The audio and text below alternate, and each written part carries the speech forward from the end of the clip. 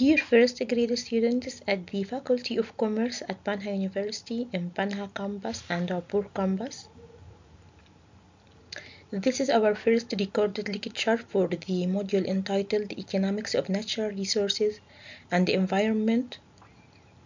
As you know, recorded lectures are used in conjunction with the face-to-face interactive lectures in our hybrid educational system. The recorded lecture is to be used in conjunction with your core textbooks. Kindly note that the course is designed to be accessible to students who have not completed any introductory course in economics.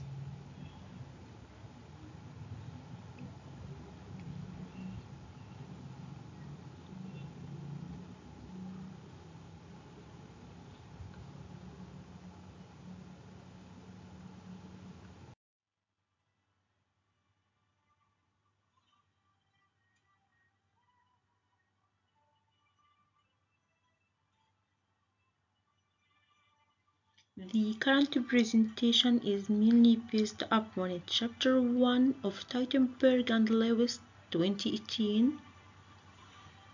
In addition, other web sources such as YouTube and the World Economic Forum will be used. These sources will be cited when relevant.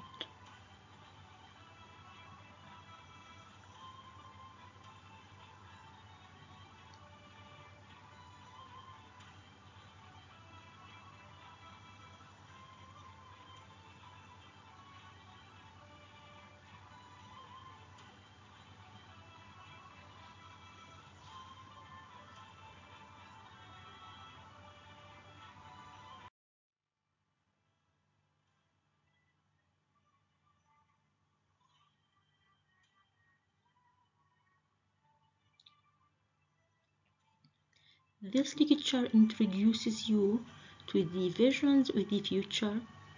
It looks at the self-extinction premise, in which we briefly discuss the theory introduced by Malthus about the relationship between the growth of population and food supply.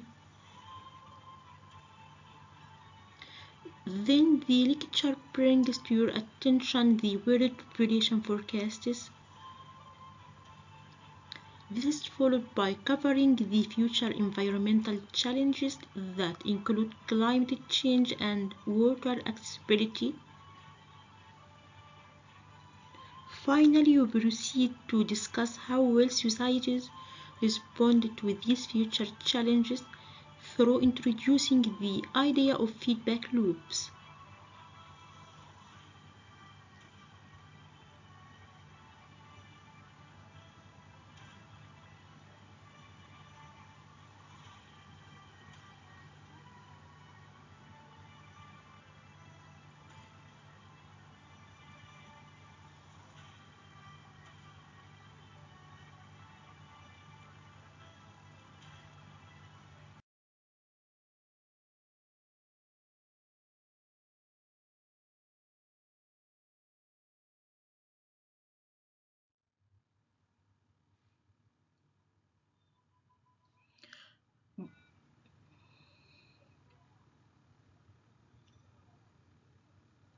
By the end of the current lecture, students will be aware of the environmental and resource issues. These issues include climate change, global warming, desertification, and water accessibility.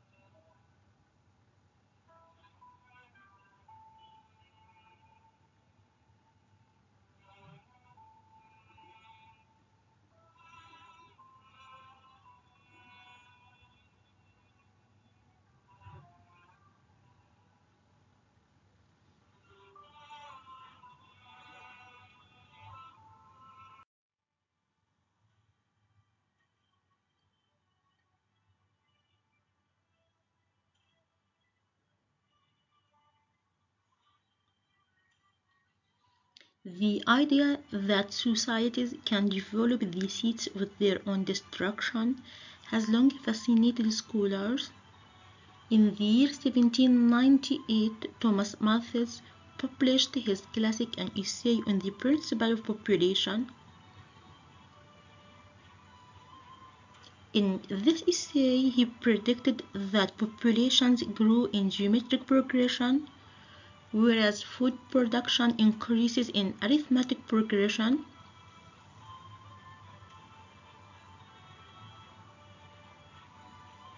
A geometric progression is a sequence of numbers in which each term after the first one is obtained by multiplying the previous one by a fixed non-zero number.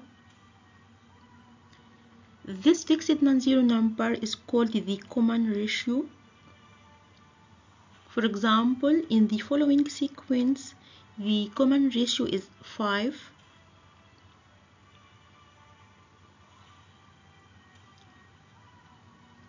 An arithmetic progression could be defined as a sequence of numbers such that the difference between the consecutive terms is constant. For example, in the following series, the common difference is 3.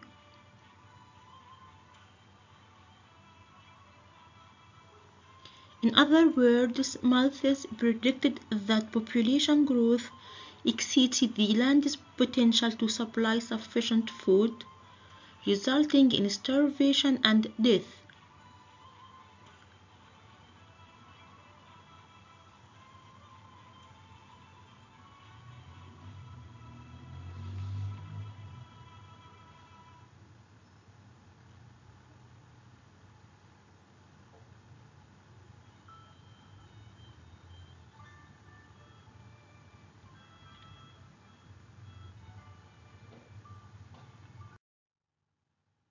Historically, our societies have been remarkably robust, having survived wars and shortages.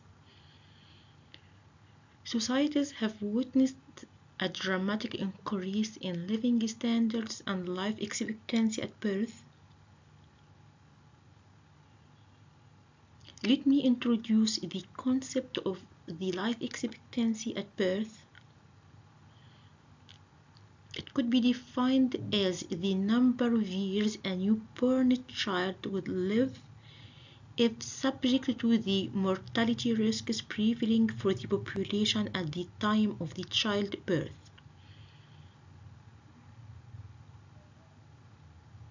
Regarding to historic examples, these historic examples suggest that Malthus' self-extinction vision may sometimes have merit. For example, the Mayan civilization and Easter Island civilization both didn't survive.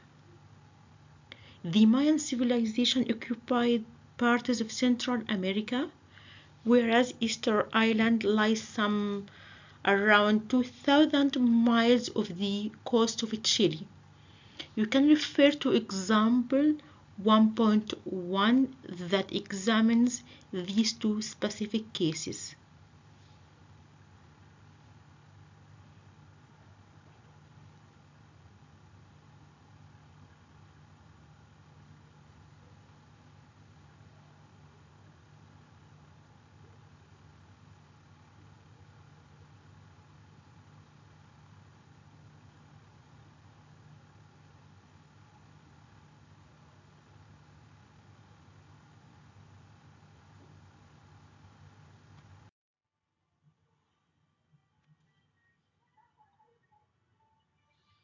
Now, let's have a look at the world population forecast by the United Nations.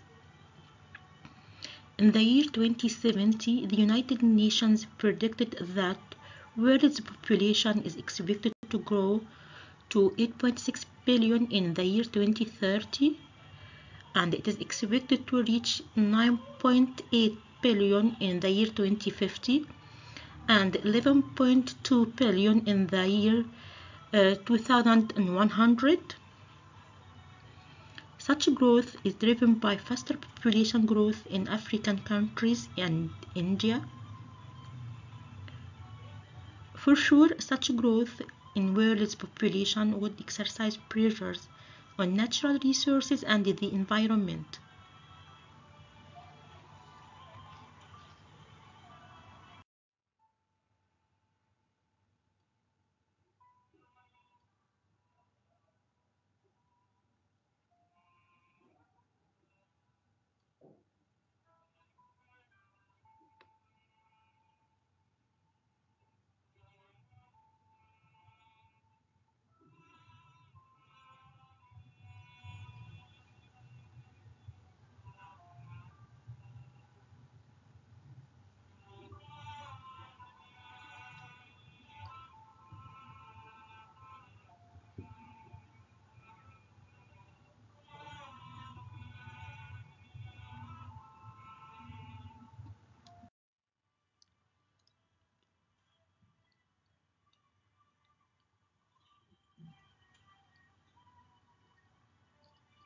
Societies are expected to face future challenges arising from resources scarcity and accumulating pollutants. A pollutant could be defined as a substance that pollutes something, especially air and water. Many specific examples with these broad categories of problems will be discussed in detail during the current course. At the current moment, let's focus on one pollution problem, that is the climate change, and one resource scarcity problem, that is water accessibility. So let's discuss these 2 points in the next slides.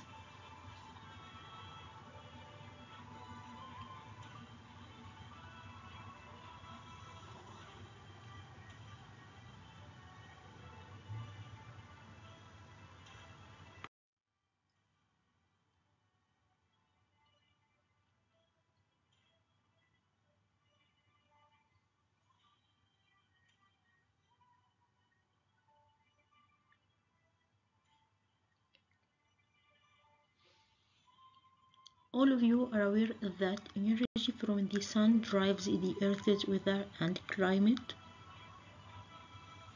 Using the attached image, it's easy to observe that incoming rays heat the Earth's surface, radiating heat energy back into space. Atmospheric greenhouse gases, such as carbon dioxide and other gases, trap some of the outgoing energy. Without this natural greenhouse effect, temperatures on the Earth would be much lower than they are now, and thus life as we know it would be impossible. Problems arise when the concentration of greenhouse gases increases beyond normal levels. Hence, retaining excessive heat somewhat acts like a car with its windows closed in the summer. Thus, our planet is becoming warmer.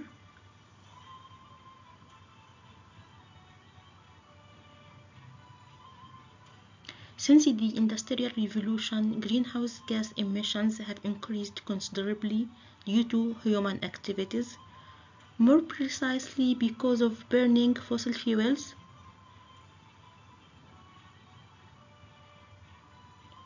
Thus, such emissions enhance the heat-trapping capability of the Earth's atmosphere.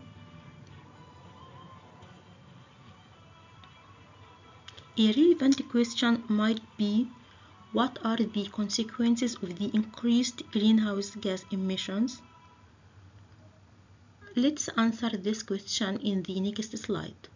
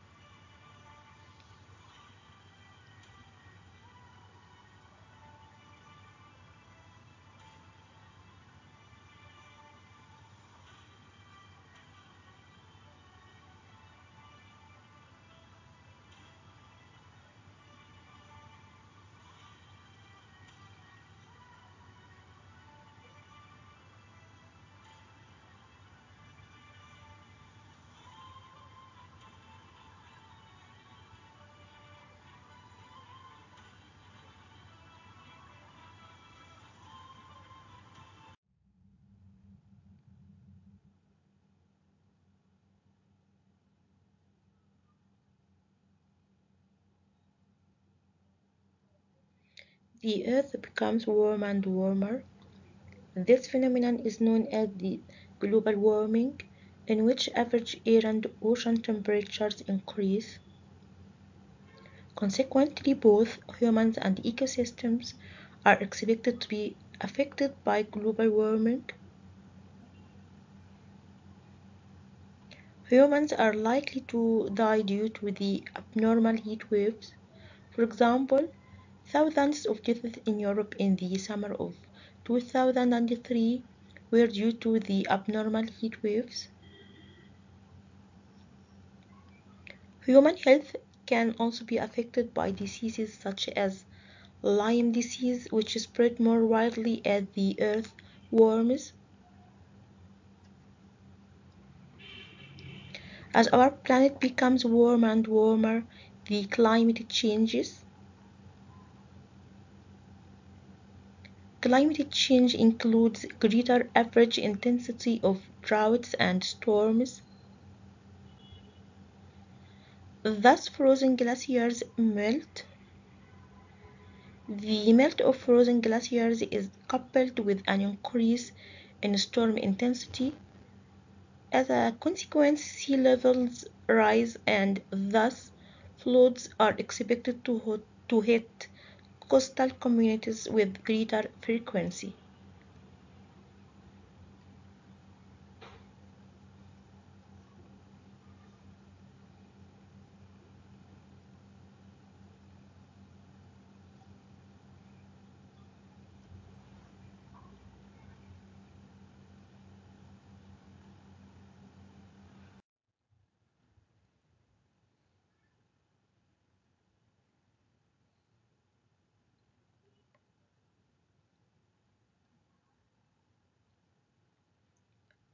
I am sure that global media reports have brought to your attention the recent wildfires in Amazon region in Brazil and other wildfires in Australia and United States of America.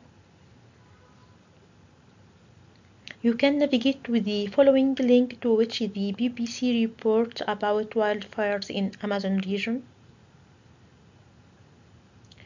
According to the BBC report, official figures from Brazil have shown a big increase in the number of fires in the Amazon region in July of the year 2020 compared with the same month last year.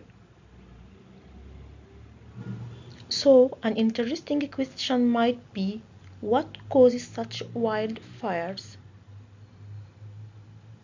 Well, recall that we have just briefly discussed the phenomenon of global warming in which temperatures rise. Rising temperatures dry out soils and trees.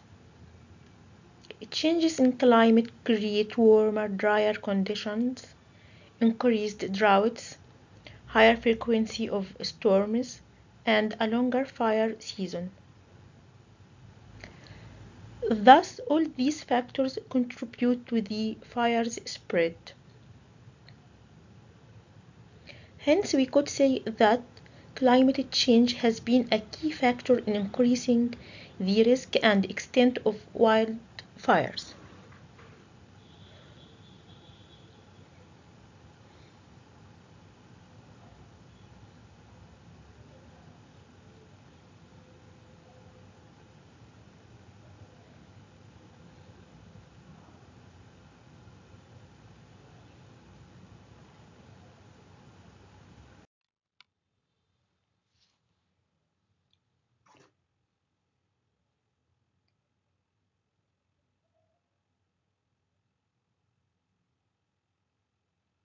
Drought means that less water is entering the ecosystem, whereas rising temperatures mean that water is leaving more quickly.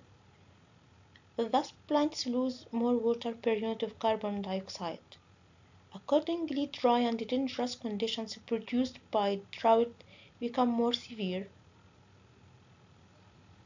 Hence, the likelihood of desertification increases. Let me define what's meant by desertification.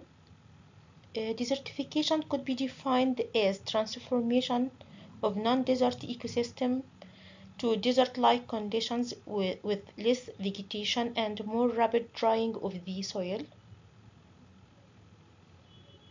Main causes of desertification include both drought and climate change. Could you list other factors contributing to desertification? Desertification is a very serious problem. It affects over 40% of total world land area.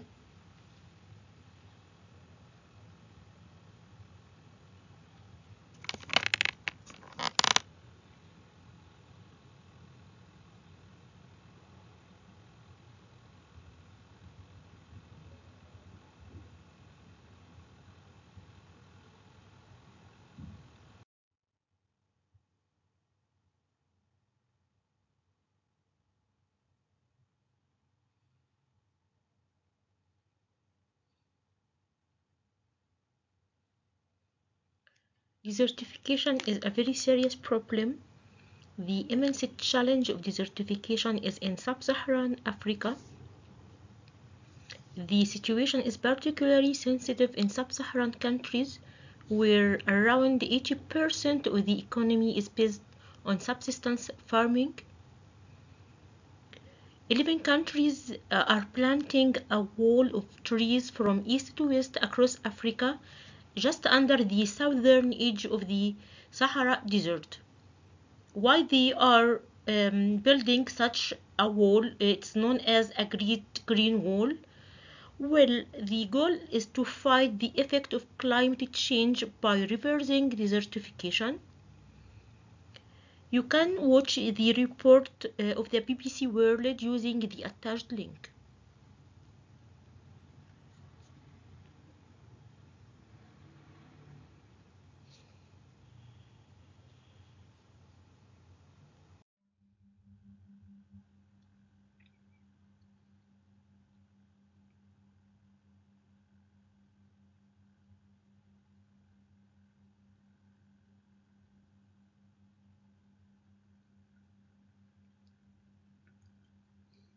According to the United Nations, about 40% of the world's population lives in areas with moderate to high water stress.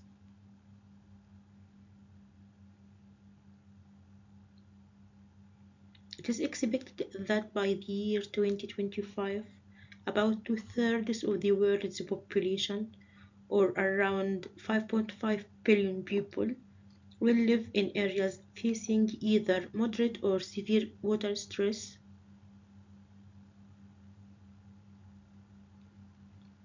It is worth mentioning that water stress is not uniformly distributed around the world. Formerly numerous bodies of water such as the Aral Sea and Lake Chad are now a fraction of their once historic sizes. Glaciers that feed many Asian rivers are shrinking.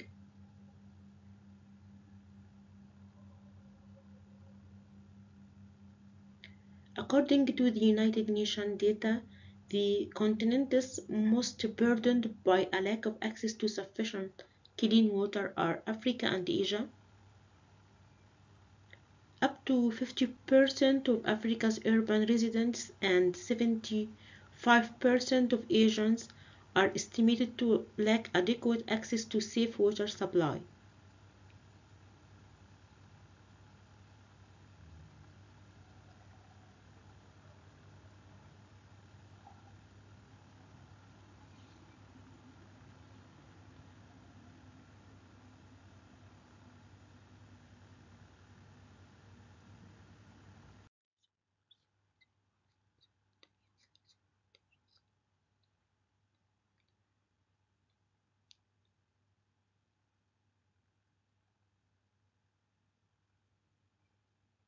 According to the United Nations, around 70% of industrial waste in developing countries are discharged without treatment and thus contaminating rivers.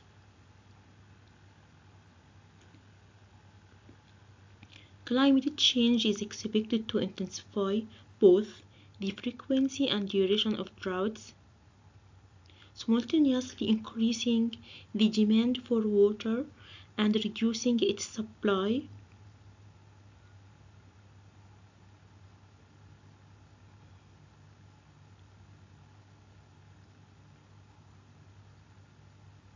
Some dry areas have compensated for their lack of water by importing it via aqueducts from more richly endowed regions, or by building large reservoirs.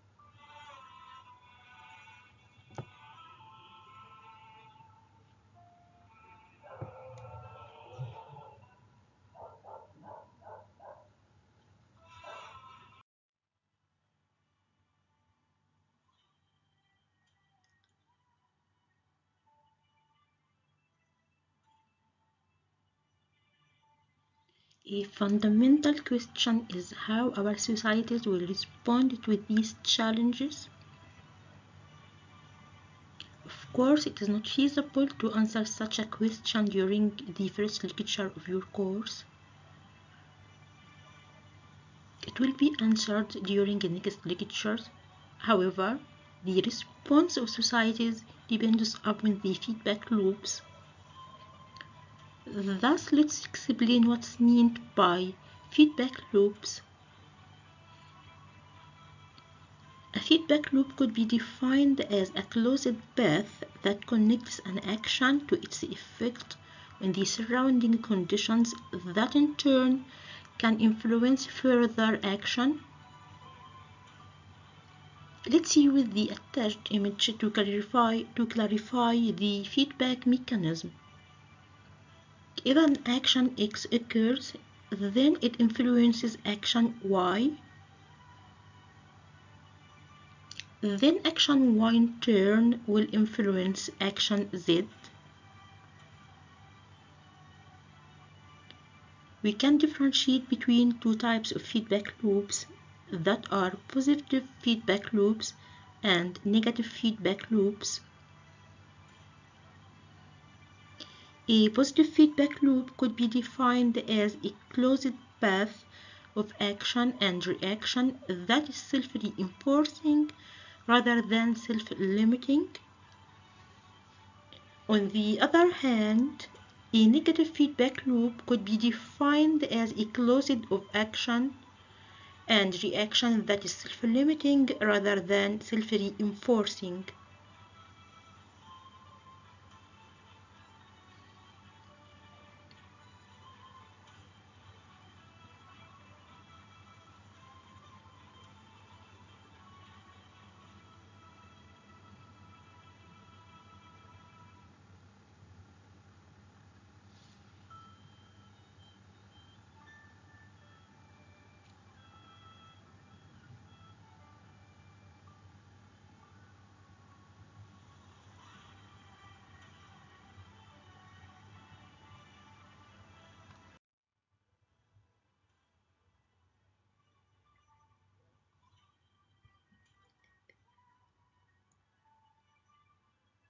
Now, let's consider an example of a positive feedback loop that is involved in climate change.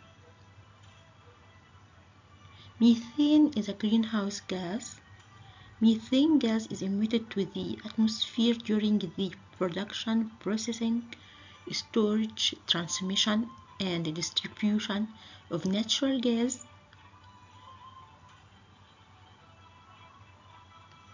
In addition, it is emitted to the atmosphere during the production, refinement, transportation, and storage of crude oil.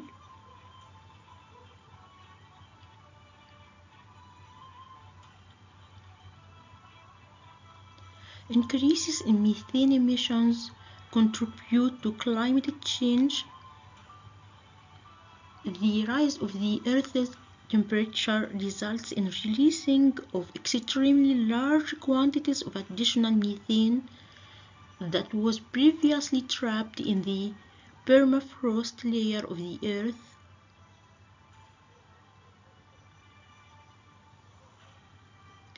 The resulting larger methane emissions intensify the temperature increases and thus resulting in the release of more methane.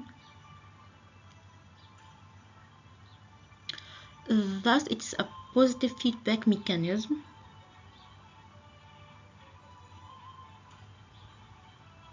The attached image shows this positive feedback loop.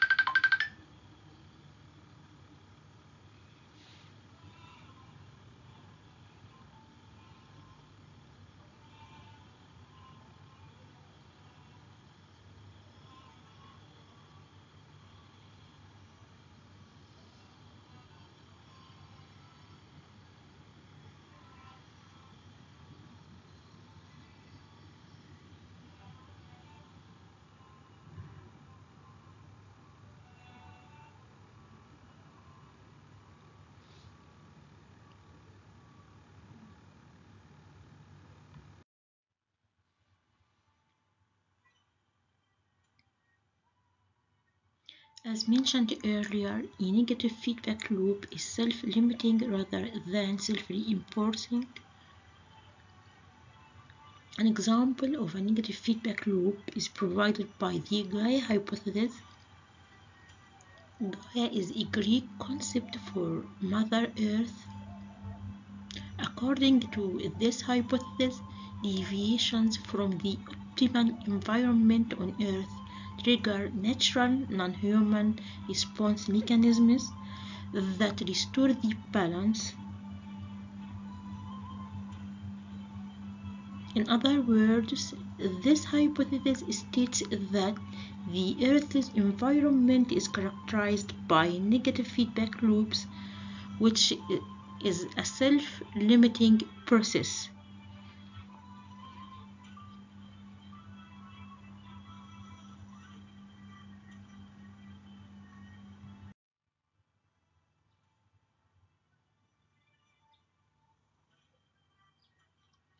The future environmental challenges depend largely on the behavior of humans acting individually or collectively.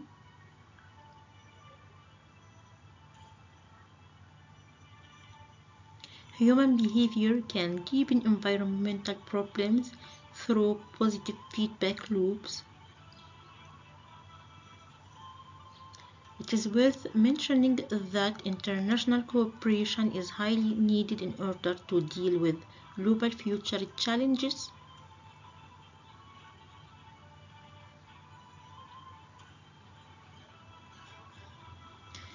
The degree to which economic and political institutions serve to intensify or to limit emerging environmental problems will be discussed during the current course.